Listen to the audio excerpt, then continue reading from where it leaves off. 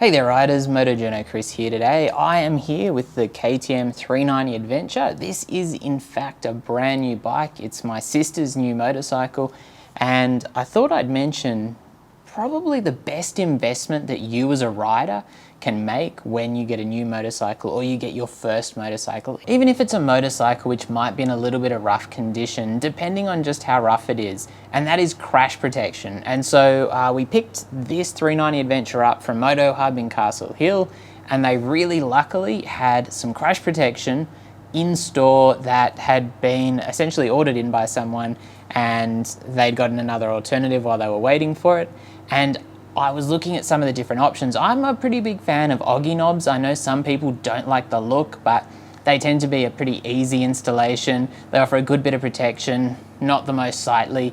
And obviously the big risk as a new rider is that you drop the bike from a standstill or a very low speed, and that can do a lot of damage to the bike. For road bikes in particular, scratches to your bodywork and things like that can really add up to, quite an expensive repair bill. On something that's more off-road style, that worry is reduced. However, there's other things to concern. If you really drop it with, a little bit of speed or onto a rock or something like that, you can crack your engine cases. There's other damage that you can do that can be, again, a fair bit more expensive or can leave you in the lurch. So I, again, would say if you're buying a new bike, definitely, as a new rider, invest in the crash protection. And certainly, again, if you're thinking an adventure machine, most likely the crash protection is probably a good investment regardless, because they tend to be ridden in situations where you're more likely to drop the bike or to crash. Compare that to the road. I think on the road, the expectation is that the chances of dropping or crashing the bike are very, very low. However, most people say, as a new rider, it's less a matter of whether you will drop the bike and more a matter of when you'll drop the bike. And it doesn't even need to be you. I've come back to my bike, I parked it in the safest spot I could possibly find, where, really how anyone could be anywhere near it was mind-boggling, and someone had knocked over the bike. So,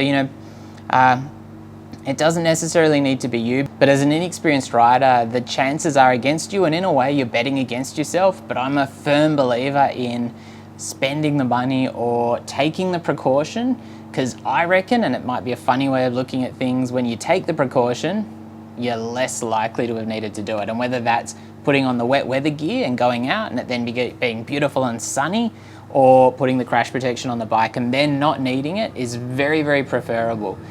The crash protection for the KTM 390 Adventure from KTM, I think, was about $270. We did get a little bit of a discount because we just bought the bike, and I think that's a pretty good investment. That's fairly similar to a set of Oggy knobs, and it was a bit cheaper than some of the other competition which were offering different levels of crash protection. There are some quite wide crash protection options. This is one of the more kind of limited options which should still provide a bit of protection, and I think that's a nice compromise without kind of ruining the look of the bike. So I am sitting on one of the boxes of the crash protection for the KTM, and I've got the other box here. We'll have a quick look at it, and then I will do a separate video on the installation.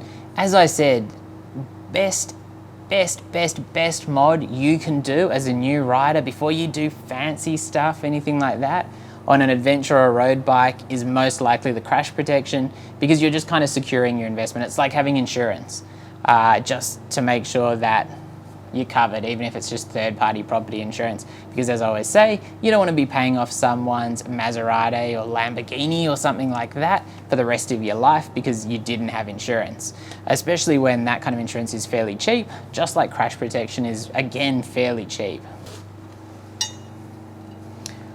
So as you can see here, I believe this probably is this side of the bike. I think it essentially just bolts on like that. It uses two of the frame to engine mounting points, and it also clamps on to the trellis frame. Fairly simple. I'm interested to see kind of exactly how that's done, because I had a look at the manual and it just looked a little bit different than what I'm used to. Most tend to just bolt straight in, normally with a spacer, but I think this may be a little bit different. Anyway, So I'll give you a close-up look of that, but as you see, you know, fairly sturdy, obviously going to do the job. It's not like a full frame protection, which, you know, normally comes out quite a bit lower, but I reckon it's fairly likely that this will offer enough protection for your general dropping. Hopefully we won't have to test that, but I'll let you know if we do, and I'll get back to you with the results of that. Anyway, if you've got any questions at all about crash protection, I'll be happy to do my best to answer them.